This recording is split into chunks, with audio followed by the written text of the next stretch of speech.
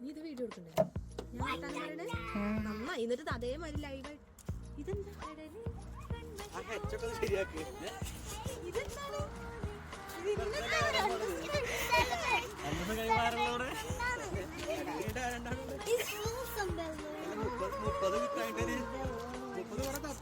ഞാനവിടെ ബലൂൺ വാങ്ങണ്ടേ? Balloon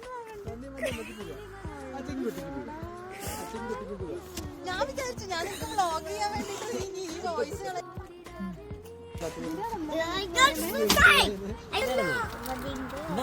birthday to you, happy birthday dear Anju, happy birthday to you, may God bless you.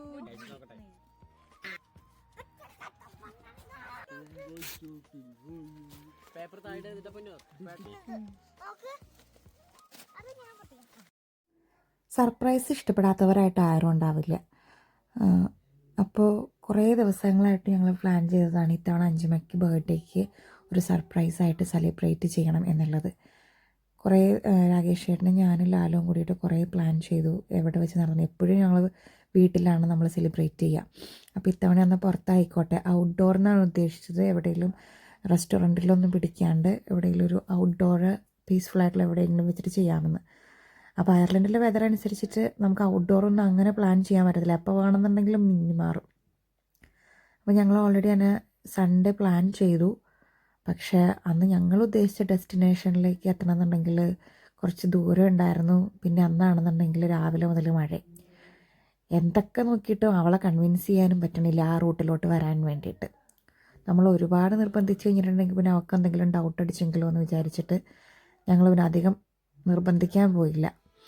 അപ്പോൾ അന്നത്തെ അവരുടെ ഷോപ്പിങ്ങും കാര്യങ്ങളെല്ലാം കഴിഞ്ഞിട്ട് മോയ്ക്കുള്ളനിൽ ഞങ്ങളുടെ വീടിൻ്റെ അടുത്ത് തന്നെ ഇത് ഇങ്ങനൊരു ഹിഡൻ ജം ഉണ്ടെന്ന് ലാസ്റ്റ് വീക്ക് നോഹുവിനെ സ്കൂളിൽ കൊണ്ടാക്കാൻ പോകുമ്പോഴാണ്, വെറുതെ ഞങ്ങളൊരു വോക്കിന് വന്നപ്പോഴാണ് ഇങ്ങനൊരു പ്ലേസ് കണ്ടെത്തിയത്.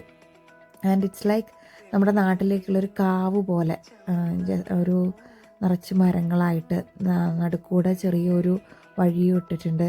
പിന്നെ അവിടെ ഇവിടേക്കായിട്ട് ഓരോരോ ചെയർ ഇട്ടിട്ടുണ്ട്. 1 കിലോമീറ്റർ താഴെ ഉള്ളൂ കേട്ടോ ഇതിനകത്തേക്കുള്ള വോക്ക്.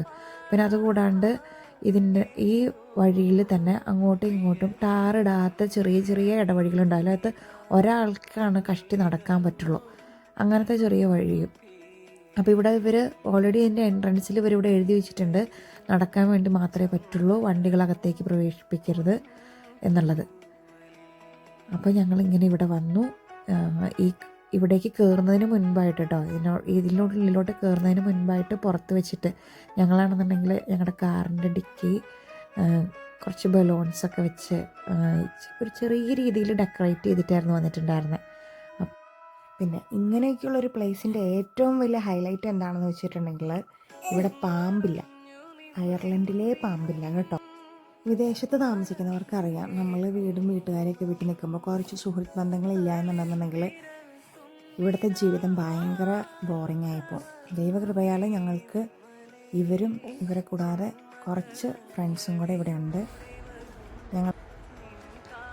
അപ്പോൾ ഇന്നത്തെ ഈ ചെറിയ വീഡിയോ ഇത്രയേ ഉള്ളൂ. അടുത്ത വീഡിയോ ആയിട്ട് കാണാം. ബൈ.